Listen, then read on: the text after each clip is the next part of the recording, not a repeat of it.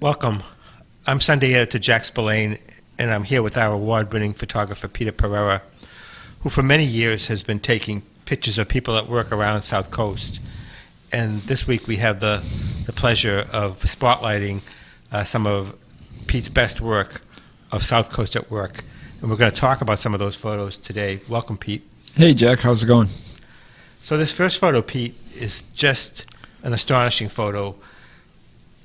Black silhouette and a guy as almost the dawn of creation at the peak of this structure. What's this about? Yeah, well, as almost every single one of these photographs that will be featured in the Sunday piece came about, it's basically just me discovering things. Almost none of these were actual assignments in the sense that I was told where to go, what I was going to see, and so on. In this particular case, I was driving on Route 6, and as I'm coming, this is early in the morning, as I'm coming towards Mattapoisett, I see some figures on top of the Mattapoisett police station. My first instinct is to pull over, get the cameras out, and take photographs. And in this case, it's one of those moments of just letting things happen and being patient. And I could see that eventually he was going to crest the very top of that A-frame roof, and that's exactly where the sun was. And it just creates that epic quality. In this case, it looks like he's standing on top of the world right as the sun comes up from behind him, which I think in a lot of ways signifies the importance of work, right? It's like the pinnacle of our community. Without work, what would happen to us? What would happen to everything around us, right? So this wonderful photograph didn't just happen, though. This was a photograph that you had to wait. Yeah, I mean, in this case, I probably sat around, I don't know, maybe half an hour, 45 minutes. Again, it's like it's the understanding that with patience comes reward, and in this case is forecasting what it is that's going to happen and hoping that it does. We'll move on to some of these other photos. This one is a sculpture, terracotta type fascia on the Millicent Library in Fairhaven. What's going on here, Pete? Well, I mean, if there are iconic buildings in our communities, you have to say that Fairhaven has quite a few of them, and the Millicent Library is one of them. And the Millicent Library was undergoing restoration to the facade of the building, which features a lot of iconic moments in literature, and in this case, it's Dante from Dante's Inferno, of which we all very familiar with. And this gentleman was up there, and he was restoring it, cleaning it up, redoing the grout. And again, it's another one of the situations where I happen to notice the staging, and next thing I know, I'm up in the staging and I'm photographing them at work. Luckily, the light was absolutely beautiful because it was early in the morning as well, so it was coming across. It was adding the relief to the statue, and for the person who sees the Millicent Library on a daily basis, I can assure you, has never been this close to it. So this gives you a different perspective of something that you're very familiar with. What's wonderful to me about this photo is you have the head, the carved head, the classic profile, but then you have the workman's, the sculptor's or the repairman's head in the concentration on his face next to the other face. Yeah, exactly. I mean, I think one of the things that the listener should understand is the importance of photojournalism and how it comes about. Photojournalism, unlike any other type of photography, has certain ethics that we adhere to. And one of them is the sense that we're not posing anything. We're not coaching. We're not telling people what to do. And the only way to get great photographs is really be patient and let things happen and become invisible, and that's when you get the great pictures. And in this case, this gentleman was so focused on that repairing that gap between the stones, and that took quite a while. I was probably there for a couple of hours before this picture came about. Just spectacular. Here we have a different kind of. He's also doing work with stone, but this is a stone wall, and it's at Mass Audubon's Allen's Pond Wildlife Sanctuary in Westport. The art of making these stone walls. Yeah, I mean, anyone who's ever been out to Dartmouth, Westport, and the surrounding communities knows that in essence, they're farming communities. And one of the distinct features that have been there since time immemorial are the stone walls. And for the longest time, I would see this stone wall slowly grow. One rock here, another stone there, and a couple of more feet, and so on. And then one day I'm driving by, and I see this gentleman, and he's out there with his little hammer, moving these stones by himself, no machines, no anything. And it turns out he worked on this wall for years. And I photographed him in this particular photo just a few months before he actually finished the wall. But there is a sense of, concentration, that it's just him and his stones. And the way that the photograph is framed, you can see the diagonal member that happens. The wall stretches from the bottom left to the top right, splitting the photograph into two different fields. The unfinished side is towards the bottom, the finished side is towards the top. Well, I would submit that photo could become one of the iconic photographs of stone walls in New England. Something very different here.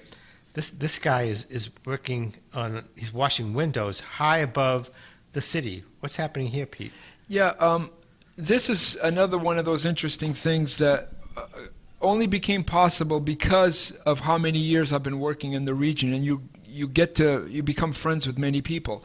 I was driving around and I happened to look up at the Regency Towers, and there's a gentleman up there basically washing the windows from the outside. And lucky for me, I know someone who lives up at one of the top floors of the Regency. I gave him a call. Next thing I know, here I am basically hanging over the side and photographing this particular gentleman. But I think in this case, it shows the extent of what we take for granted of the jobs that a lot of people do on a daily basis. I mean, I don't think I can see myself dangling, 20 floors above the ground washing windows, but that's what this gentleman does every single day. I don't know. It looks like you're dangling from somewhere when you took this photo because I don't think you could take it from inside the window. No, I was definitely dangling, but I sure as heck wasn't hanging, that's for sure. Yeah. You wonder about some of these people and the jobs they do and how they got into it and how they can do it. Yeah, I mean, there are so many different facets of people working in our region. And this photograph is another example. And maybe it's extreme in the way that, and what it is that I'm showing you. But this particular gentleman, I photographed him in Fairhaven.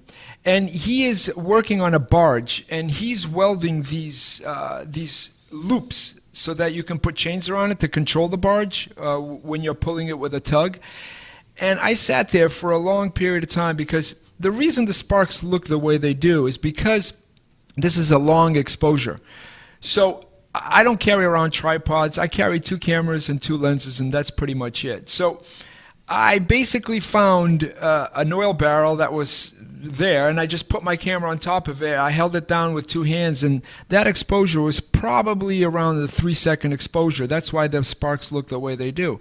But that's what these guys do every single day. And here he is, taking a shower with sparks. It's pretty incredible, really. The wonderful thing about this photograph to me is that it's almost like a painting. The composition of it with the sparks flying off in almost like a half-moon type of pattern, and then little smaller sparks, and then the workman's body being surrounded by these sparks. It's like someone did a painting. Yeah, Jack, I do take a lot of pride in the way that I try to capture subjects. I always try to show the viewer, or the reader of the Standard Times, I try to show them a different perspective, a new angle, a new way of seeing things that they maybe see all the time. And that comes with experience, obviously, but that also comes with access. I mean, in this particular case, Lindbergh Marine did not have to let me get on the barge, but they did. And because of that, that's why these things are possible. And here we have another one of my favorites in this series. So these are 2 workmen, and they appear to be pruning grapes at Westport River's Vineyard and Winery. Tell us about this one. Yeah, it's funny because I do drive around a lot, and I get to see, as the season progresses, things slowly grow. Vines bloom, grapes, grow, and eventually they need to be picked.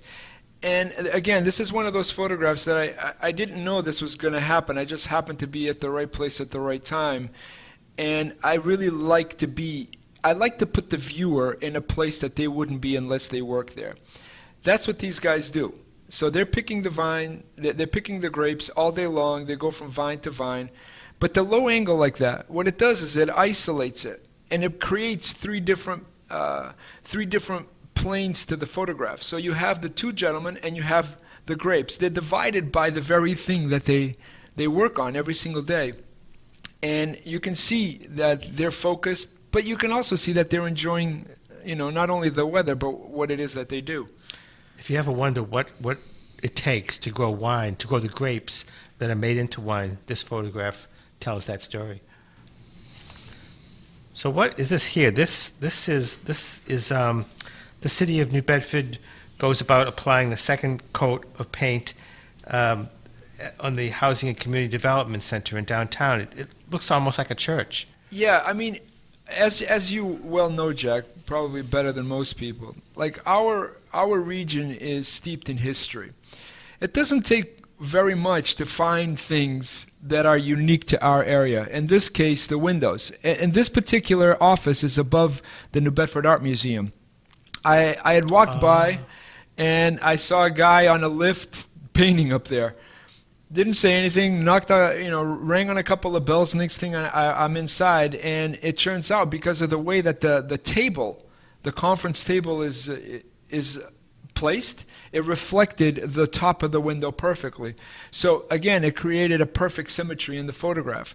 And it's the same old, it's exactly what I was just alluding to just earlier, is showing the viewer an interesting way of something that they think they've seen 1,000 times. In addition to this wonderful symmetry in light, if you look closely at this photo, you can see the New Bedford Free Public Library in the background now that Pete has given us a sense of place to it. This next one is a bit of a study in red, a red dominant theme here. Yeah, it's, again, the diversity of different jobs we have. And we actually have a car manufacturer out of Wareham. I believe it's called Factory 5. And after a couple of calls, I wanted to see them make. And basically, they're called kit cars. So they look like Cobras or whatever. But they manufacture the whole thing in-house, which is really insane if you think about it. Yes, they make cars in Wareham. So these particular guys are creating the fiberglass bodies to the car. And then they're painting them red and so on. But yeah, you're absolutely right. The thing that drove me to take this particular photograph is how red it is in there. It's pretty captivating. It's captivating by the color. It's captivating by the subject who knew that they make cars on SouthCoast, and it's captivating by the dedication and the craftsmanship of these workers that you captured. I want to make sure I don't miss one. And here is another workman with concentration on his face. What is this one about? He's one of the last cobblers in the entire region. I believe it's called New York Shoe on Dartmouth Street. Yeah. And sometimes you discover things not by driving around, but because you actually need somebody to do something for you. So I go drop off my wife's shoes because she needed like new heels put on or something. And I'm like, wow, this is so incredible. Next thing I know, I'm photographing, and I came back. We ended up doing a little piece on him. But once you do a little more research, these are the different types of professions that are slowly disappearing. He's one of a kind, literally. He's literally one of a kind. Now, I happen to have had reason to use this particular cobbler, but I just go in the front of the shop. You would never know what is going on in the back of his shop. And the way you've taken this photograph by sort of peering through this grate and at his workbench, it's really an insight into a world. Right. I mean, obviously, there's a lot to this particular photograph, and if you want to talk about it strictly in photographic terms, look at the photograph. It's divided into many different ways.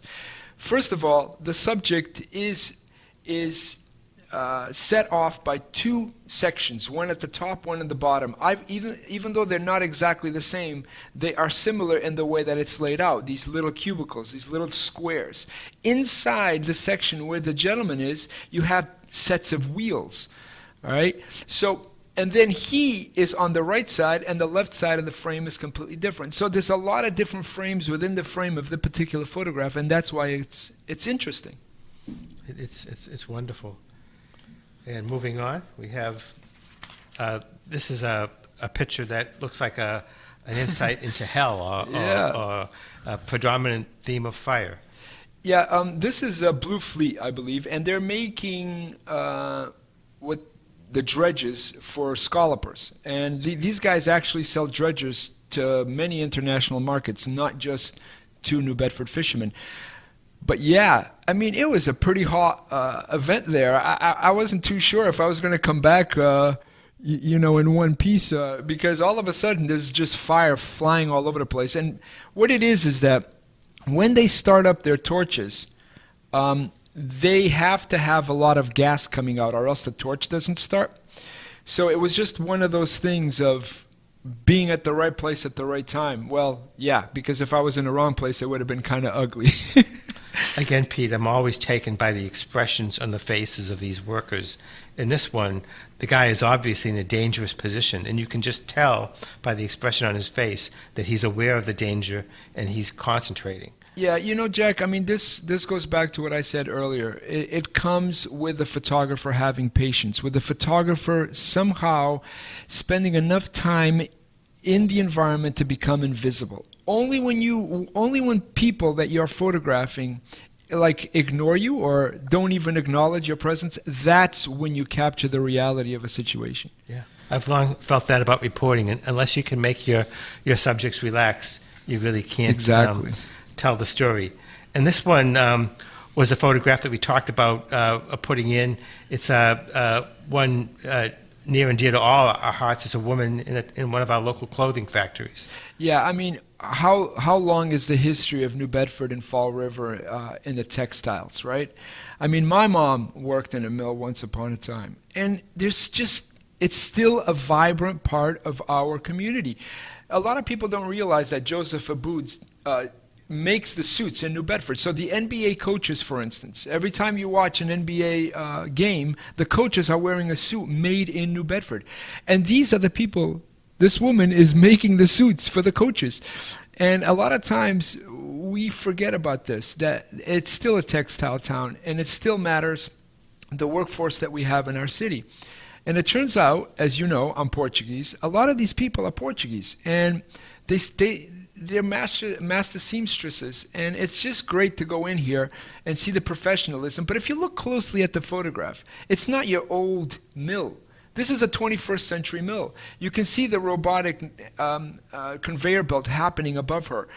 Again, I love photographs that you look at it and you think you see everything, but you really don't.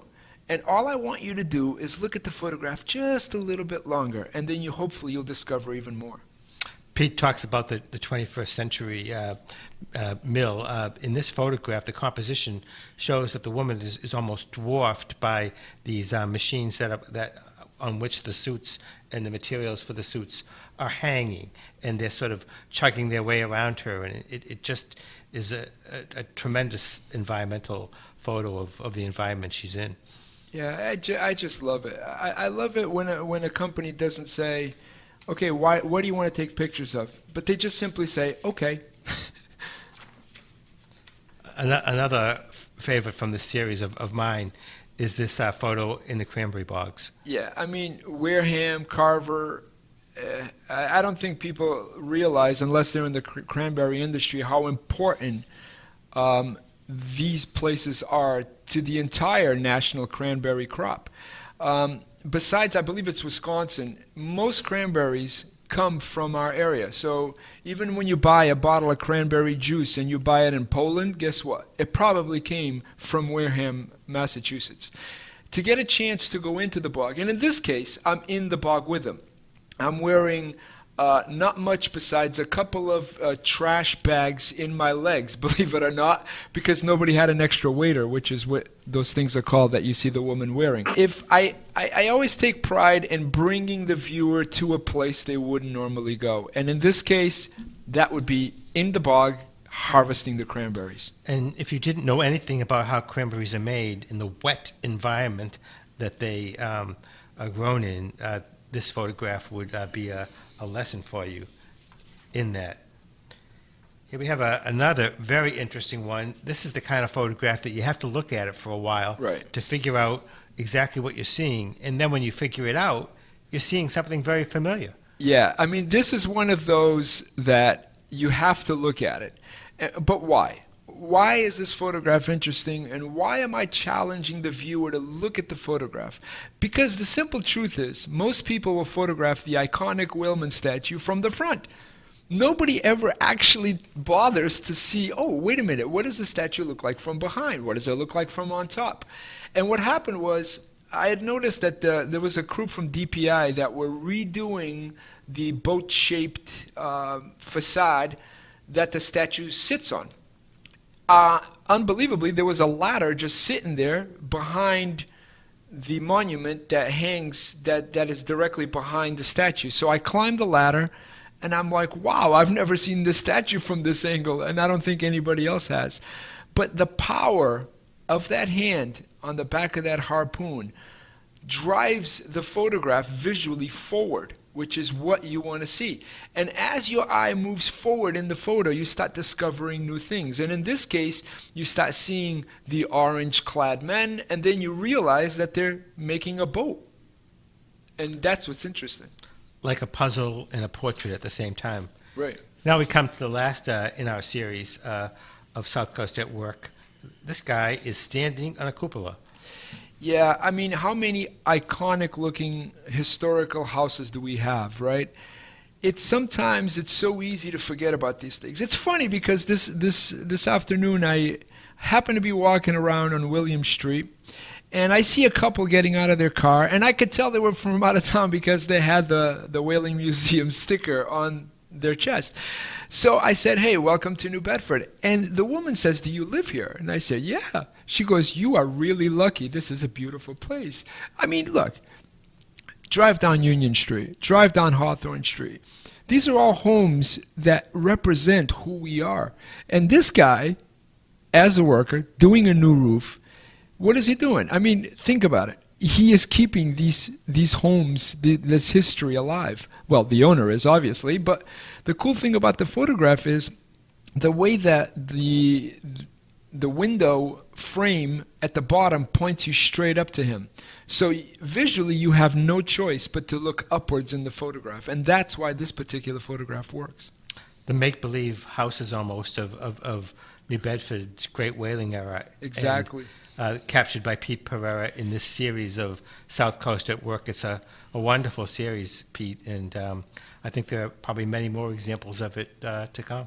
Yeah, well, you know, every opportunity that I have to show our area, or in this case, show work to our readers, I always jump at the opportunity. So once again, thanks, Jack, for this interview. Thanks for putting the page together and for inviting me to showcase my work in this way. And if anyone has any questions, my email is ppereira@s-t.com. Feel free to say hi or that you don't like something. It's all good. But as a journalist, as a photographer, I take a lot of pride in what I do. And thanks again. My pleasure. South Coast at Work by Pete Pereira.